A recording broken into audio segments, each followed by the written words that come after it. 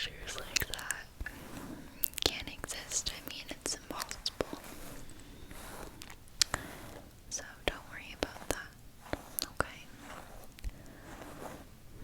You gotta stop watching all those scary movies. I know you and your friends think it's so cool, but look at you now. You're having bad dreams and you can't sleep, and then you wake me up and I gotta get you back to sleep. I mean, you gotta stop watching those scary movies. Well, I can watch them, but that's because I'm like almost 20 years old.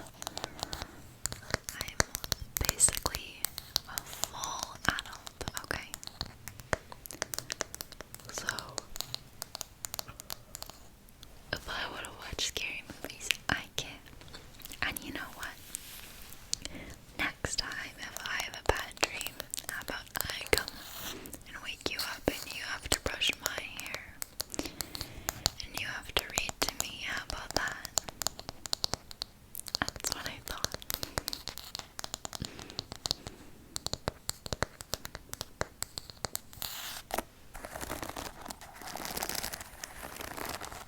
You like the sound of the bristles? Me too.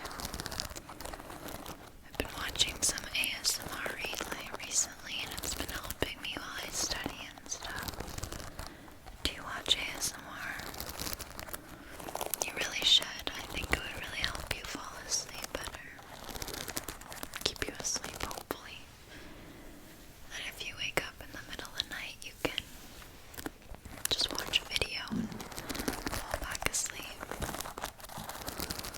Well, I think that would be a good idea for you. I mean, I know you don't like listening to my advice, but that's actually pretty good advice.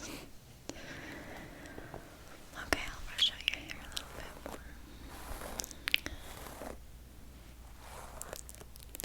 I can't be in here all night though, okay? We do have to get up in the morning, and I really don't want to be tired tomorrow after breakfast. I have a lot of work to do.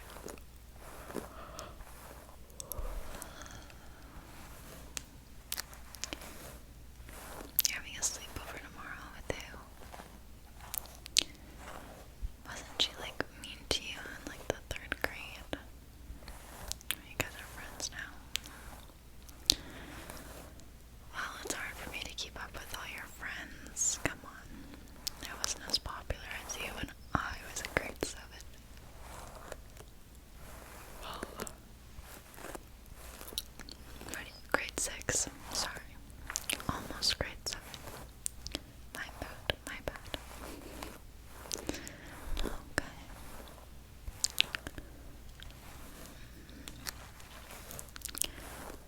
Good.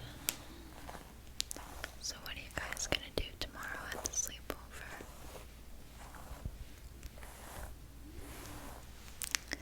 Oh, I see. Make TikTok dances.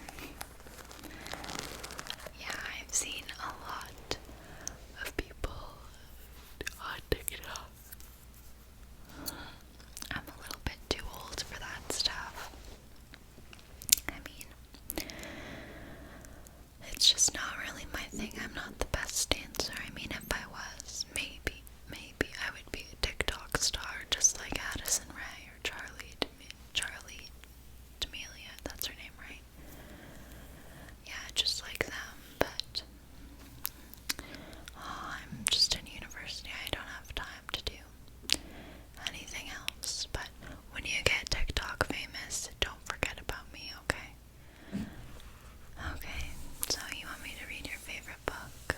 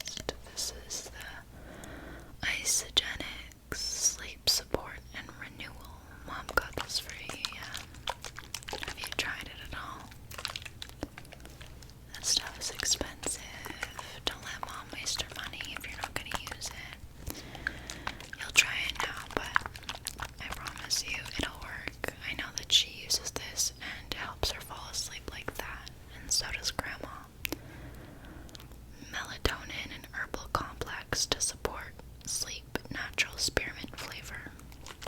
And you love gum, so hopefully you like it.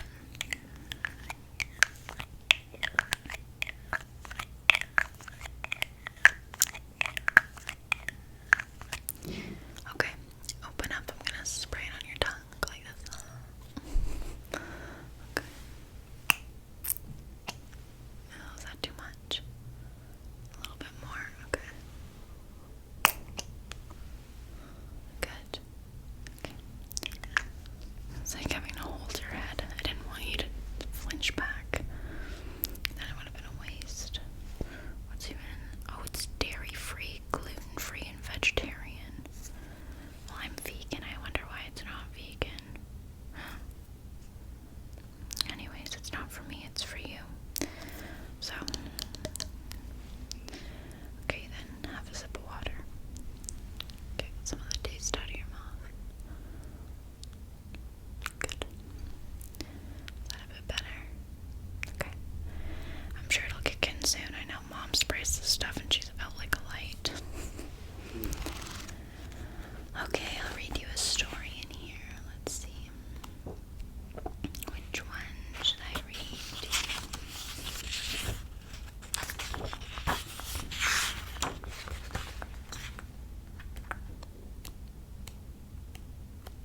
These stories are so long, I forgot about that. Is there anyone that's like decently short?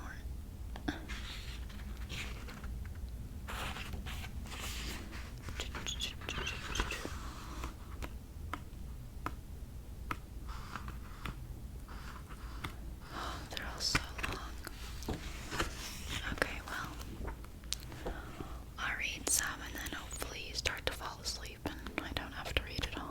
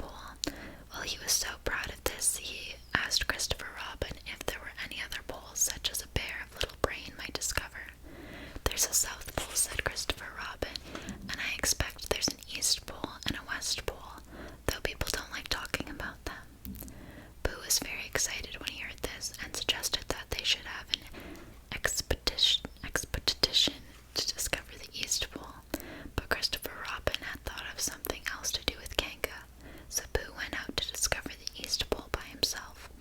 Whether he discovered it or not, I forget, but he was so tired when he got home that in the very middle of his supper, after he had been eating for a little more than half an hour, he fell asleep in his chair and slept and slept and slept. Then suddenly he was dreaming. He was at the East Pole, and it was a very cold pole with the coldest sort of snow and ice all over it. He had found a beehive to sleep in, but there wasn't room for his legs, so he left them outside, and wild weasels such as inhabit the East Pole came and nibbled all the fur off his legs to make nests for the young, and the more they nibbled, the colder his legs got, until suddenly he woke up with an ow, and there he was, sitting in his chair, and his feet in the water, and water all around him.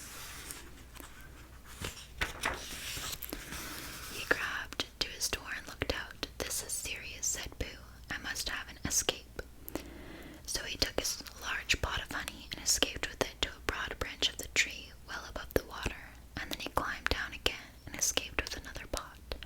And when the whole escape was finished, there was Pooh sitting on his branch, dangling his legs, and there beside him were 10 pots of honey. 2 days later, there was Pooh sitting on his branch, dangling his legs, and there beside him were 4 pots of honey. 3 days later, there was Pooh sitting on his branch, dangling his legs, and there beside him were 1 pot of honey. 4 days later, there was Pooh, and it was on the morning of the 4th day that Piglet's bottle came floating past him, and with one loud cry of honey, Pooh plunged into the water, seized the bottle, and struggled back to his tree again. "Bother," said Pooh when he opened it. "All that wet for nothing. What's a bit of paper doing?" He took it out and looked at it. "It's a massage," he said to himself. "That's what it is, and that letter is a P, and so is that, and so is that, and P means Pooh, so it's a very important message to me, and I can't read it. I must find Christopher Robin, or Owl, or Piglet, or one of those clever readers who can read things, and they will tell me what this message means. Only I can't swim. Bother." Then he had an idea, and I think that for a bear of very little brain, it was a good idea. He said to himself, "If a bottle can float, then a jar can float, and if a jar floats, I can sit on top of it, if it's a very big jar." So he took his biggest jar and corked it up. "All boats have to have a name," he said, "so I shall call mine the Floating Bear." And with these words, he dropped his boat into the water and jumped in after it. For a little while, Pooh and the Floating Bear were uncertain as to which of them was meant to be on the top, but after trying 1 or 2 different positions, they settled down with the Floating Bear underneath and Pooh triumphantly astride it, paddling vigorously with his feet. Christopher Robin lived at the very top of the forest. It rained and it rained and it rained, but the water couldn't come up to his house. It was rather jolly to look down into the valleys and see the water all around him, but it rained so hard that he stayed indoors most of the time and thought about things. Every morning he went out with his umbrella and put his stick in the place where the water came up to, and every next morning he went out and couldn't see his stick anymore, so he put another stick in the place where the water came up to, and then he walked home again, and each morning he had a shorter way to walk than he had the morning before. On the morning of the 5th day, he saw the water all around him, and knew that for the first time in his life, he was on a real island, which was very exciting. It was on this morning that Owl came flying over the water to say, "How do you do?" to his friend Christopher Robin. "I say, Owl," said Christopher Robin, "isn't this fun? I'm on an island." "The atmospheric conditions have been very unfavorable lately," said Owl. "The what?" "It has been raining," said Owl. "Yes," said Christopher Robin, "it has. The flood level has reached an unprecedented height." "The who?" "There's a lot of water about," explained Owl. "Yes," said Christopher Robin, "there is. However, the prospects are rapidly becoming more favorable at any moment." "Have you seen Pooh?" "No, at any moment. I hope he's all right," said Christopher Robin. "I've been wondering about him. I expect Piglet's with him. Do you think they're all right, Owl?" "I expect so. You see, at any moment, do go and see Owl, because Pooh hasn't got very much brain, and he might do something silly, and I do love him so, Owl. Do you see, Owl?" "That's all right," said Owl. "I'll go back directly," and he flew off.